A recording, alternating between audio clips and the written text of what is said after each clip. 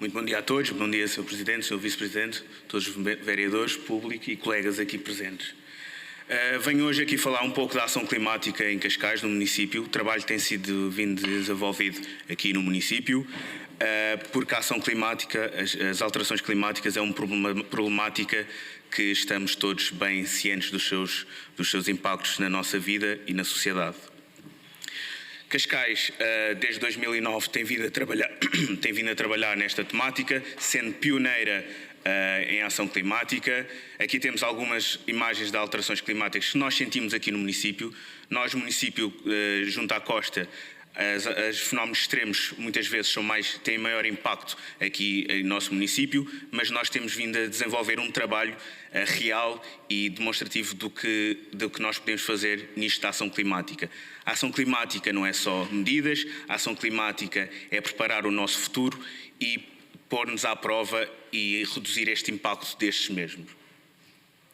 Tal como eu disse anteriormente, desde 2009, Cascais começou a trabalhar na ação climática, nós fomos pioneiros a nível nacional. Desde então já completámos cerca de 75 projetos, mais de 28 projetos internacionais, mobilizámos a comunidade civil, criámos valor, trouxemos conhecimento aqui para o município. O nosso lema é trabalhar com as pessoas, nós trabalhamos com as pessoas porque as pessoas fazem parte desta ação climática e tudo o que temos que fazer e que tem sido feito aqui. Aqui temos cooperação direta com mais de 150 organizações, mais de 29 países, cerca de 70 cidades a níveis europeus, 5 redes internacionais pelo clima. Aqui nesta imagem conseguem ver algumas dessas reuniões nas quais nós somos anfitriões e nas quais nós vamos a outros municípios por toda a Europa compreender o que melhor é feito e trazendo as boas práticas para Cascais. Tal como disse, começámos em 2009, tornámos um exemplo para muitos. Muitos destes países querem compreender o que é que Cascais tem feito, o que é que são as nossas boas práticas e com isto levar todas as nossas ações que nós já começámos aqui no município. Para isto, para termos uma ação climática uniforme e forte por toda a Europa e por todo o mundo, é preciso uma rede de trabalho. Foi criada uma rede de trabalho com vários países europeus.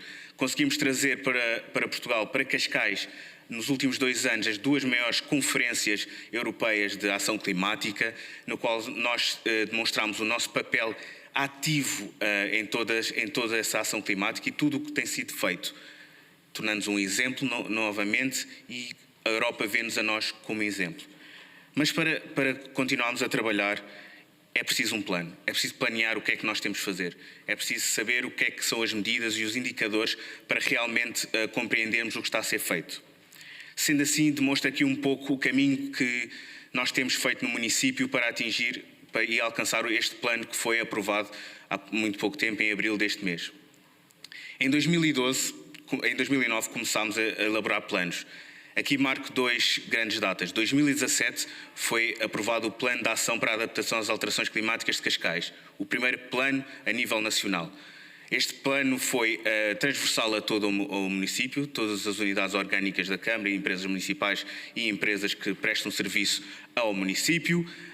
Tem uma característica que é um plano anual de monitorização, tornando assim único e pioneiro em Portugal. A posteriori, em 2020, também foi feito o roteiro para a neutralidade carbónica, definimos as nossas metas para a neutralidade carbónica e foi feito um inventário para compreendermos as nossas emissões para a partir daí agimos consoante isso.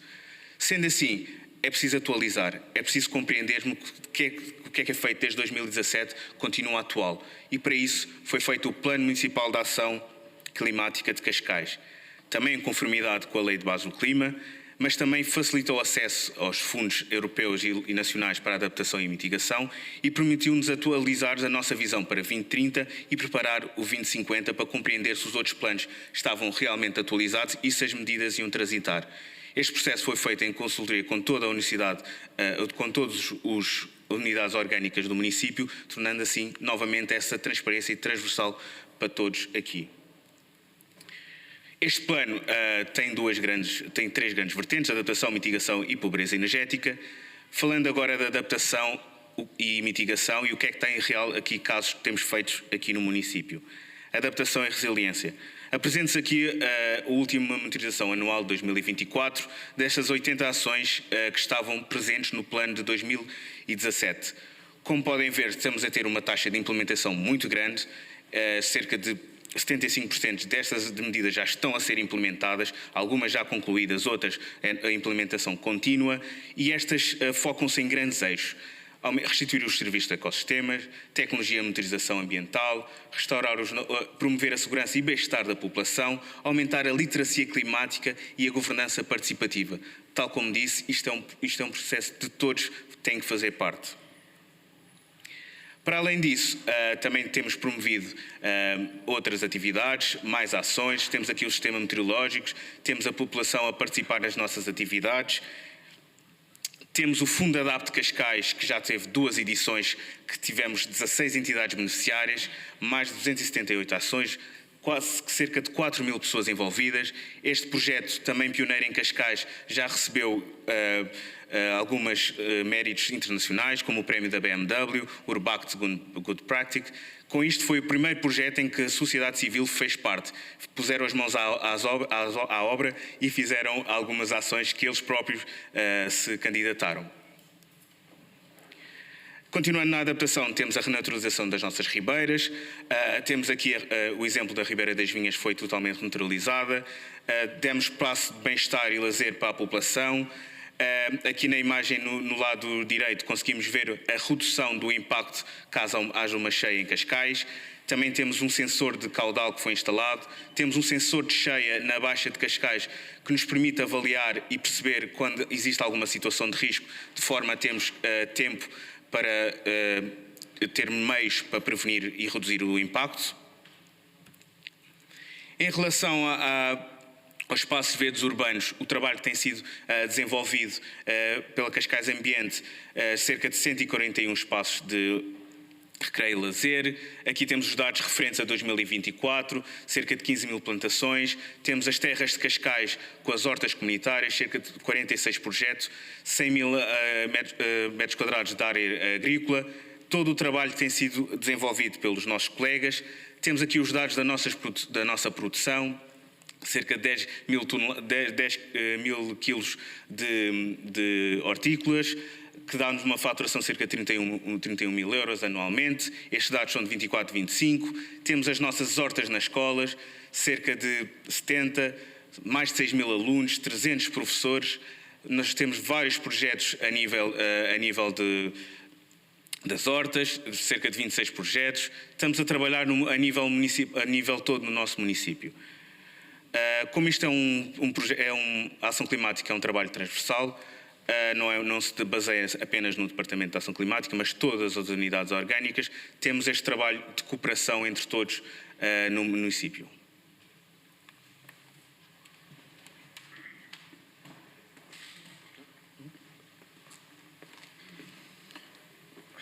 Bom dia, Sr. Presidente, Sr. Vice-Presidente, Srs. Vereadores. No âmbito deste plano, tanto antes de mais João Cardoso Melo, da Cascais Ambiente, responsável pela parte da estrutura ecológica, focar aqui em 3 projetos estruturantes para Cascais no âmbito da adaptação e mitigação às alterações climáticas. E quando se diz projetos estruturantes, são aqueles que de facto no território vão no futuro preparar Cascais para este impacto. Nomeadamente o que está em curso determinante para Cascais, que é o Plano de Gestão da Orla Costeira. Como certamente saberão, existe o POCAS, que visa o ordenamento das áreas concessionadas em tudo aquilo que é a Orla Costeira. Contudo, há uns gaps, há uns vazios entre uma praia e outra, há uma Orla Costeira. Em particular aqui em Cascais, que somos banhados pelo Atlântico e tem um parque natural que vai desde a Marina até quase ao Rio Touro, até ao Rio Touro em concreto, e por isso toda esta orla costeira representa, para além de valores para a conservação da natureza e habitats e espécies endémicas, é também um fator de atratividade muito grande, e o que se tem constatado é de facto o abuso indevido da apropriação desta orla costeira, com o pisoteio, com a destruição da vegetação endémica lusitana, quer dizer que no mundo inteiro só existe aqui, relíquias da era glaciar, e que o turista, de forma inadvertida, por não saber, contribui também para as alterações climáticas, ou para a destruição ou para o impacto das alterações climáticas no litoral, porque ao destruir a vegetação aumenta o processo de erosão, se aumenta o processo de erosão, dá-se a lixiviação da plataforma rochosa e automaticamente acelera o processo de erosão. Portanto, O que se pode constatar hoje em dia, a primeira fase é a remoção de espécies invasoras exóticas, para, consequentemente, a partir de novembro começarmos a plantar. Tem ali algumas métricas daquilo que são as áreas a intervir e as plantas a colocar e, consequentemente, numa segunda fase, iremos ordenar de forma a evitar que haja o abuso, nomeadamente a colocação de viaturas e o parqueamento em áreas de risco, que pode pôr em causa não só o risco das próprias pessoas que ali estão, mas contribuir gradualmente para a erosão e o acelerar deste processo. Portanto, este é um trabalho de fundo que visa dignificar a nossa costa, que é dos maiores cartões de visita que nós temos em Cascais. E este é um projeto totalmente financiado pelo município. Naturalmente estamos atentos sempre à possibilidade de nos candidatarmos a fundo, porque tem um impacto substancial naquilo que é o desafio financeiro. Outro projeto também muito importante, e este sim, um projeto LIFE, 3,8 milhões de euros a 5 anos, cofinanciado pela União Europeia a 60%, que visa de facto adaptar todo o parque natural para o dilema que nós temos, que é os incêndios rurais. Infelizmente todos nós temos na memória esse registro, por muito trabalho que se faça, e infelizmente já não é por não termos bombeiros ou por os bombeiros não terem equipamento, é por facto as alterações climáticas e a vegetação e o volume de biomassa que cresce anualmente dificulta muito a intervenção de qualquer operacional e que implica sempre um impacto muito negativo, quer na segurança das pessoas, no sentimento de todos os residentes, como também riscos de vida. Este é também aqui um projeto que tem um conjunto de indicadores significativos, nomeadamente a nível de plantações, mas também a parte de envolvimento do público, porque, como julgo que sabem, 50% da área que nós temos a intervir em 2.300 hectares, queremos intervir, 50% da propriedade é do Estado, mas de facto a outra parte é privada, e por isso, enquanto os privados não forem chamados à resolução do problema e trabalharmos em conjunto, vai ser muito difícil, de facto, dirimir o risco de incêndio.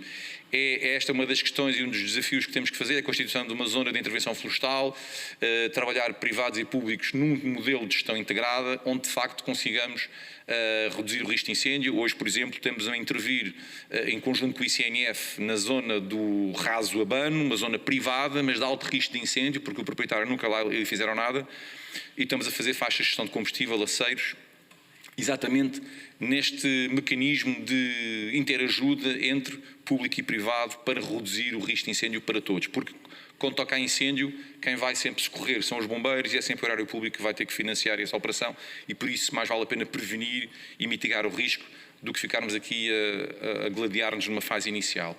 Por isso é mais fazer do que teoricamente pensar no que é que seria o ideal. Este é também, por fim, uma outra intervenção estrutural financiada pelo POR 2030, 1,4 milhões de euros, que tem, entre outras questões, esta é muito importante, que é o restauro hidrológico da Ribeira das Vinhas no seu segmento norte, ou seja, entre a Ribeira da Mula e a Ribeira da Penha Longa, porque é na bacia hidrográfica da Ribeira das Vinhas e o mais a montante possível que se tem que trabalhar o risco de cheia. São neste tipo de solos calcários cársicos fissurados com grande capacidade de infiltração das águas que nós temos que trabalhar, e não tanto já a jusante da Ribeira encaixada, que todos conhecem a Ribeira das Vinhas, que é bastante encaixada e por isso não tem oportunidades para constituir bacias de retenção. Por isso é o trabalho atrás de plantação, de reflorestação daquelas áreas e também da recriação destas pequenas bacias, ali há algum exemplo destas pequenas bacias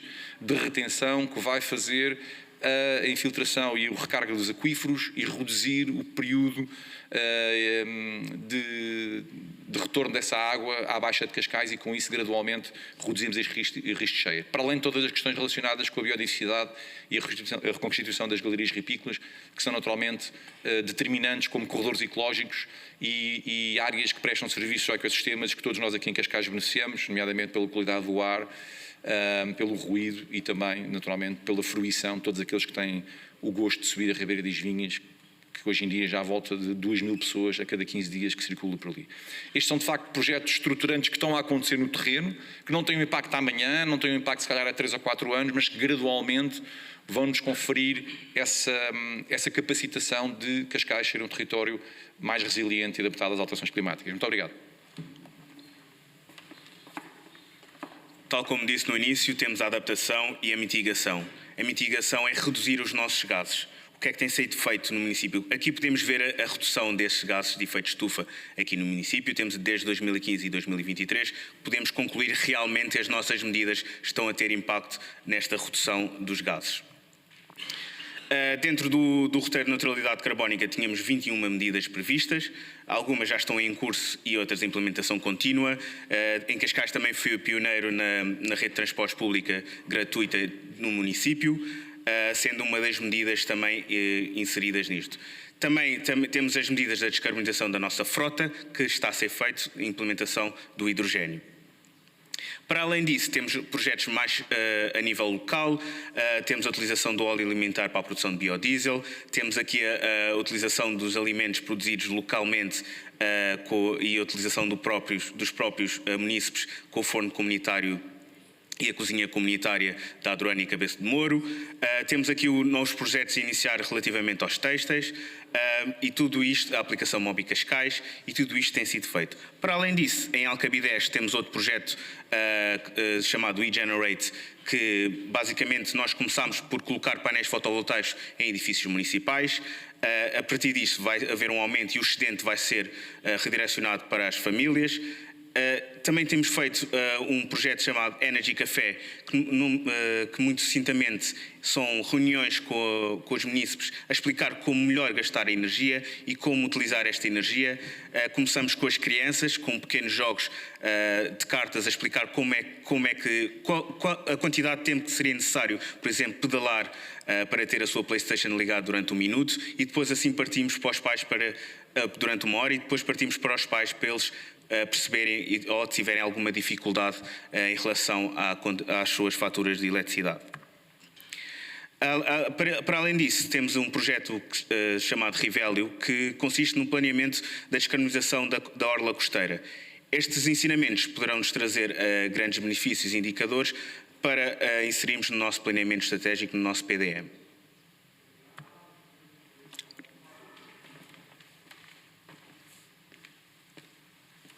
Bom, muito bom dia a todos e a todas, Sr. Presidente, Sr. Vice-Presidente, Srs. Vereadores. Eu prometo que sou o último e vou tentar dar uma perspectiva de helicóptero daquilo que foram 2 projetos dos últimos 6 meses na ação climática. Um deles, o Plano Municipal de Mitigação da Pobreza Energética, que é um plano particularmente inovador no contexto nacional, e depois o Fundo Verde de Transição Energética, a que nós chamamos o Fundo Verde de Apoio às Famílias de Cascais. Bom, a pobreza energética, e começando por aí, é um problema multidimensional, não é? Nós temos várias razões, mas podemos tentar simplificá-las em 3 grandes eixos. O baixo rendimento das famílias, o custo elevado da energia e aquilo que é o parque do nosso edificado, que não tem um conjunto de preocupações de isolamento térmico, de janelas eficientes, que faz com que não exista conforto térmico em Portugal. E, infelizmente, a combinação destes fatores levou a que Portugal fosse o campeão da União Europeia em pobreza energética.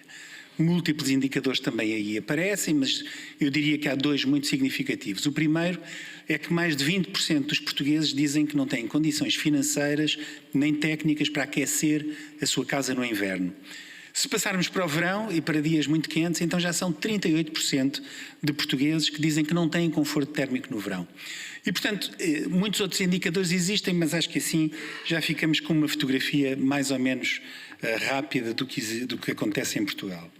Bom, o enquadramento legal, há necessariamente um contexto europeu.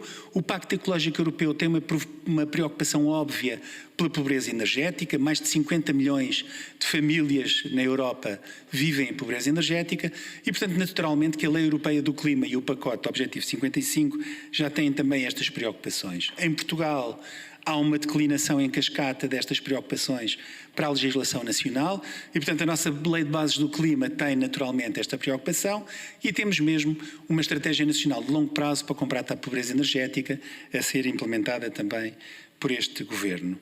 Eu não vou entrar aqui em grandes pormenores técnicos, mas nós temos muitos indicadores que nós fomos utilizar com dados estatísticos existentes que nos permitem fazer um índice de vulnerabilidade à pobreza energética. Nós não temos dados concretos de inquéritos feitos às famílias, mas temos uma avaliação indireta com índices ponderados com aquele conjunto de indicadores, em que eu destacaria os níveis de consumo de energia e a informação sobre as tecnologias de climatização e a taxa de posse, que normalmente não são muito elevadas em Portugal. Só 2 ou 3 noções fundamentais. Temos a felicidade de Cascais ser o terceiro município da AML com maior poder de compra per capita, portanto é 121% em 2021 daquilo que é a média da AML do poder de compra, mas por outro lado nós sabemos que a maior parte dos edifícios são anteriores a 1990, que são aqueles que apresentam maiores necessidades de requalificação e de questões de isolamento térmico de fachadas e janelas.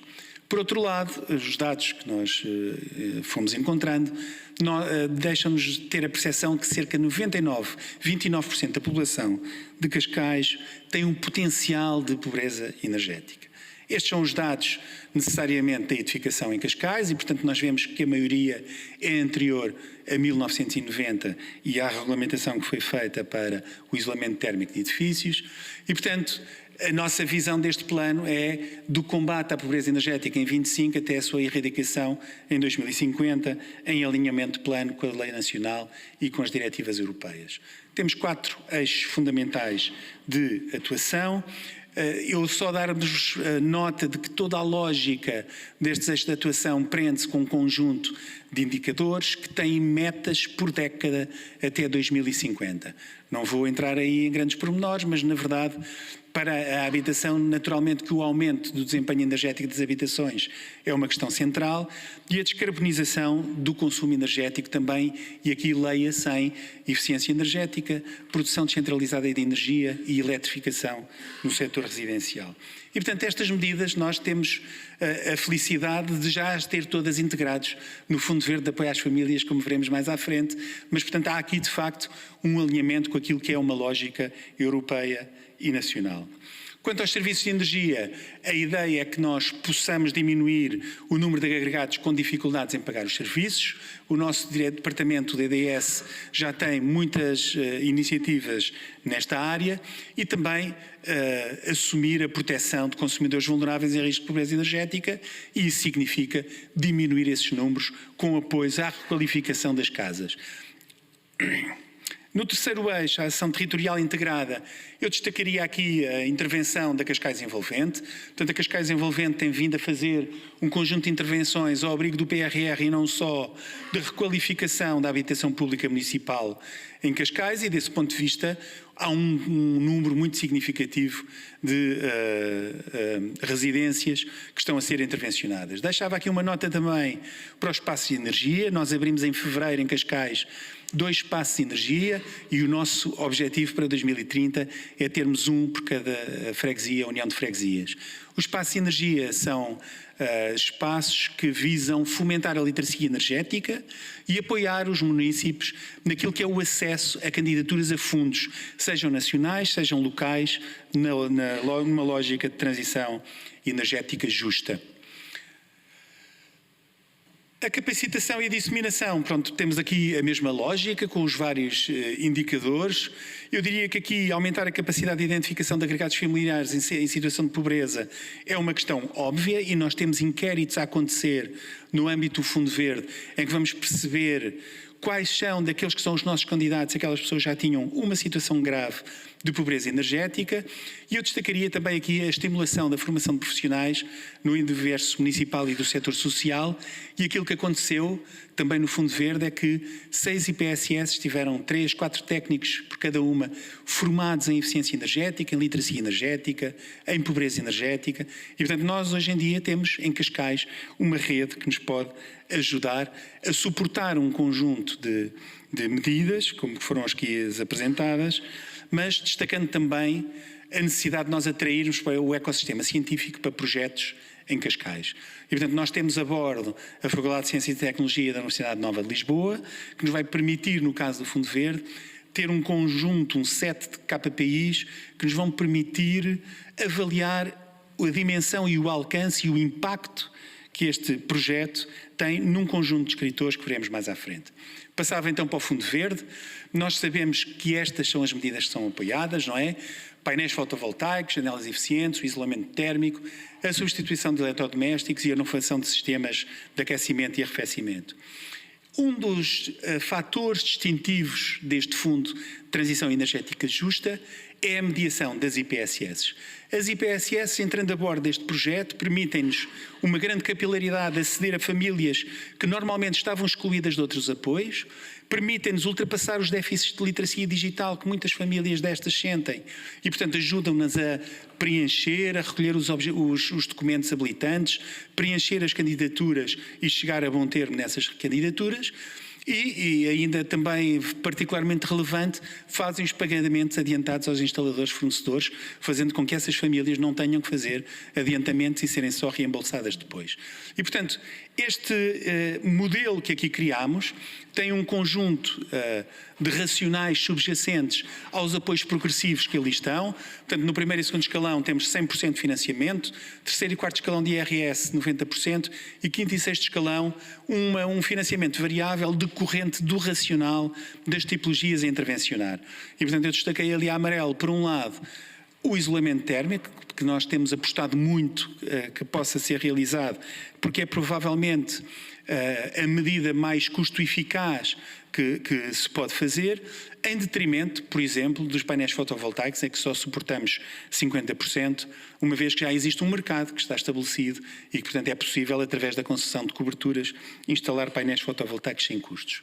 Quanto aos primeiros resultados, portanto, do primeiro ao quarto escalão, nós temos cerca de 400 famílias já com candidaturas aprovadas, que estão a ser apoiadas, estão a ser financiadas e as intervenções estão a ser feitas. E no quinto e sexto escalão nós temos um pouco mais de 100 candidaturas também aprovadas, já a ser apoiadas e pagas. Quanto às tipologias das intervenções, portanto, aqui ficamos muito satisfeitos quando vemos que no primeiro ou quarto escalão 82% das tipologias têm janelas e 23% têm isolamentos. Portanto, na verdade, a formação que foi dada às IPSS permitiu que as famílias não fossem para as questões mais óbvias das máquinas de lavar ou dos frigoríficos, mas que fizessem, de facto, intervenções que garantissem, de uma forma permanente, nos próximos 20, 25 anos, 30, melhores condições de habitabilidade com impactos sérios naquilo que é a qualidade de vida e a saúde das famílias. Estes são os valores, temos 1,85 milhões já atribuídos em candidaturas financiadas e nós temos também um pequeno inquérito que nos permite fazer uma avaliação preliminar da percepção social do fundo. Eu destacaria as duas questões de baixo, porque as de cima são óbvias, e portanto nós aqui já conseguimos ver que 98% das famílias candidatas não tinham conforto térmico na sua habitação no inverno, e portanto há aqui um impacto muito sério naquilo que é a qualidade habitacional que decorre deste Fundo Verde. Por outro lado, há uma questão decisiva do apoio financeiro para efetuar as intervenções. E, portanto, 77% das pessoas dizem que sem o fundo não teriam feito qualquer intervenção. Nós tivemos já algum destaque nacional e internacional relativamente ao Fundo Verde, é pioneiro a nível nacional e mesmo europeu, não conheço nenhum com a dimensão, o alcance e o âmbito que este fundo tem e, portanto, tivemos uma menção honrosa no Prémio Nacional de Sustentabilidade e somos finalistas do Innovation in Politics Awards para 2025. Deixava uma nota final relativamente a esta complementariedade de projetos. Portanto, nós temos uma integração entre o Fundo de Transição Energética, o Espaço de Energia que estão a funcionar e o Plano de Combate à Pobreza Energética. Isto estabelece uma base muito sólida para uma abordagem transversal e sistemática daqui para a frente para combatermos estes problemas e, naturalmente, cumprindo todos os requisitos que vêm do Pacto Autarcas, do CDP ou da Lei Base do Clima. Termino deixando aqui uma fase inspiracional, uma vez que nós temos vindo a falar daquilo que é o desafio e o tamanho do desafio que é imposto pelas alterações climáticas, deixa um bocadinho esta ideia de que tudo parece sempre impossível até estar feito, de alguém que teve a resiliência e a capacidade para esperar por alterações transformacionais muito sólidas naquilo que era a sua comunidade. Muito obrigado. Muito obrigado.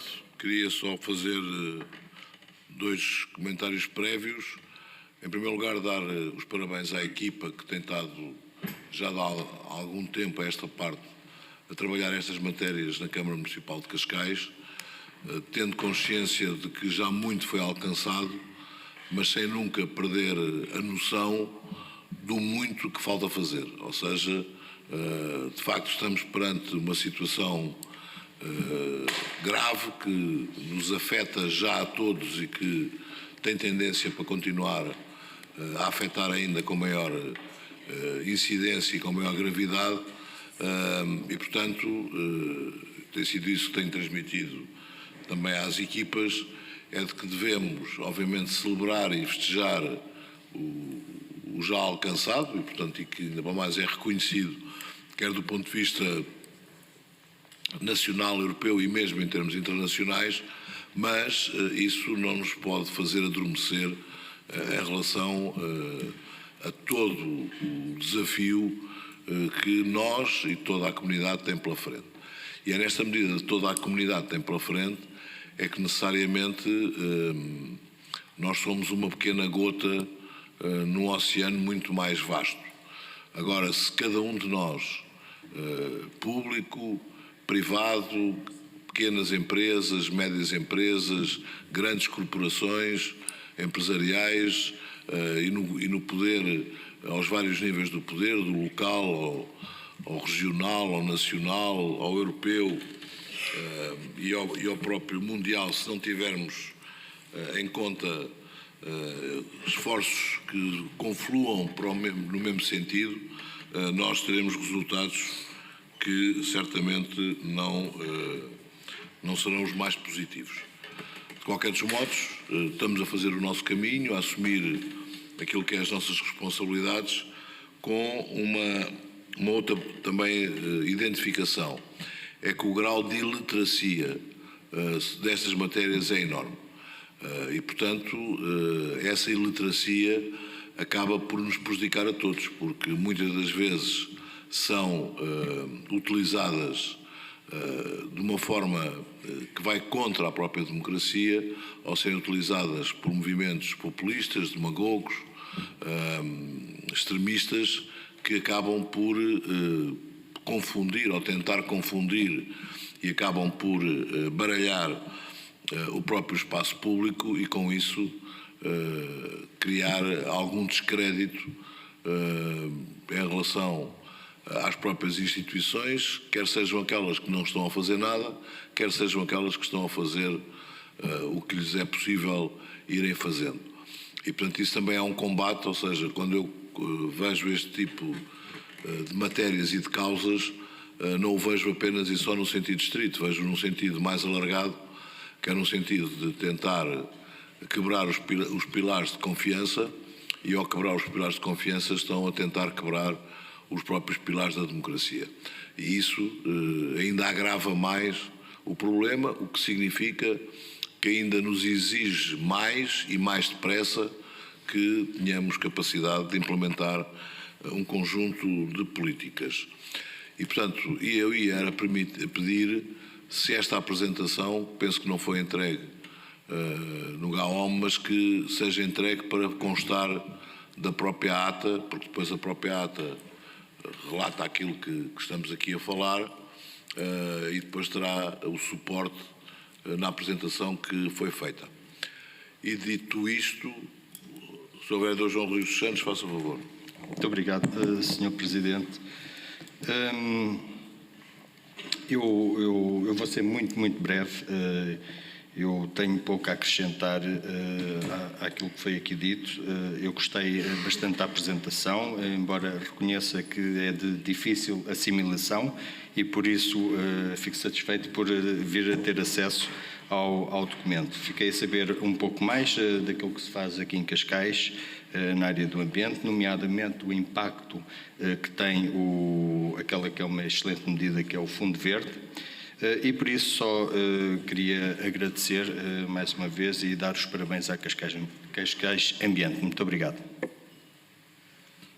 Sr. Vereador, só uma nota, o Sr. Vereador referiu que ficou a conhecer o que é que se faz na área do ambiente. Isto não é o que se faz na área do ambiente, isto é uma parcela do todo, não é o todo. Sr. Vereadora, faça favor. Sr. Presidente, muito obrigada. Bom dia a todos, Sr. Presidente, Srs. Vereadores, técnicos municipais, público presente. Apenas para agradecer naturalmente o trabalho da equipa e dos colegas que aqui também estiveram a fazer esta apresentação. Naturalmente, as alterações climáticas são um problema que nos deve mobilizar a todos e, infelizmente, elas avançam mais rápido do que todos nós e do que as nossas ações diárias. Portanto, naturalmente, só nos podemos congratular com todas as iniciativas que aqui foram apresentadas e que, na verdade, a maioria delas eram do nosso conhecimento, uma vez que também muitas delas foram passando aqui e, naturalmente, têm sido temas que nos unem e creio que todos os partidos aqui representados têm votado favoravelmente e de forma unânime a essas medidas pela importância e pela urgência que têm. E gostaria apenas de destacar um tema que aqui foi referido pelos colegas e o Sr. Presidente também referiu, que é mesmo o tema da literacia, porque não só a falta de literacia dos cidadãos relativamente a estas matérias não nos permite muitas vezes avançar, como ainda nos causa bloqueios, não é? Porque se noutros temas difíceis para a sociedade nós tivemos muitos negacionistas, na área das alterações climáticas também continuamos a ter. E, portanto, acho que efetivamente cabe ao poder político e aos organismos públicos poder promover políticas públicas que efetivamente tragam para a discussão do dia-a-dia aquilo que são as alterações climáticas. E não é as alterações climáticas enquanto conceito, e muitas vezes, se calhar a maioria das pessoas nem sequer sabe o que é a diferença entre adaptação e mitigação, que aqui também foi apresentada, mas é efetivamente mostrar qual é que é o impacto no dia-a-dia. E creio que muitos destes projetos têm essa capacidade e, portanto, só podemos agradecer à equipa o trabalho que têm desenvolvido nesta matéria. Muito obrigada. Muito obrigado. E eu iria dizer que, independentemente de ser colocada em ata a própria apresentação, obviamente que as equipas da Câmara estão à disposição de qualquer um dos seus vereadores que queira ter alguma informação adicional ou aprofundar alguma destes programas que foram aqui apresentados e, portanto, têm todo o gosto em receber exatamente nesse combate que há pouco também a senhora vereadora estava a referir, porque a forma de nós podermos mantermos unidos na defesa desta causa é estarmos suficientemente bem informados. E, portanto, e a forma de, obviamente, combater os tais movimentos que eu considero que são movimentos antidemocráticos é também estarmos informados para podermos também informar e para podermos também, na nossa atividade política, mesmo que seja de base local, estarmos mais capacitados para fazer esse mesmo combate. Aliás, se todo o mundo tivesse nesta mesma onda, que é uma coisa que me tem preocupado nos últimos dias, é que quando o mundo discute e quando faz COPs a nível mundial, depois temos guerras que são um atentado e são um fomento da potencialização dos fatores que dão origem às próprias alterações climáticas e, portanto, às vezes dá a ideia de que a frustração pode tomar conta de nós. Quer dizer, o que é que nós estamos a fazer? Mas depois aparece aqui, eu ia dizer a palavra doido, mas não quero ser ofensivo, aparece aqui alguém que decide mandar umas bombas e decide fazer outras coisas que põem em causa tudo aquilo que estamos a fazer. Portanto, é um bocadinho como estamos a aproximar de objetivos e de um momento para o outro, pela iniciativa de uma pessoa ou de um país, regredimos de uma forma brutal. E, portanto, isso também nos obriga a nós, tendo esta informação e tendo esta sensibilização, a estarmos mais resilientes e não baixarmos os braços, porque aqui há uma coisa muito clara e não é uma questão de dramatizar. O baixar os braços significa que estamos a tirar menos anos a milhões de cidadãos, até ao ponto mais dramático ainda, que estamos a tirar anos ao próprio planeta Terra, que, como sabemos, ainda é a única casa que foi descoberta. Enquanto não se descobrir um outro local para onde possamos fugir, depois de estragar este, fica difícil de poder assimilar que cada um de nós não tem essas mesmas responsabilidades. Não sei se mais alguém quer intervir. Não querendo, Então agora sim, dá-se... não, tem que aprovar a minuta. Isto não tem minuta, não é? Agradecer a colaboração de todos e desejar também um bom resto de semana. Muito obrigado.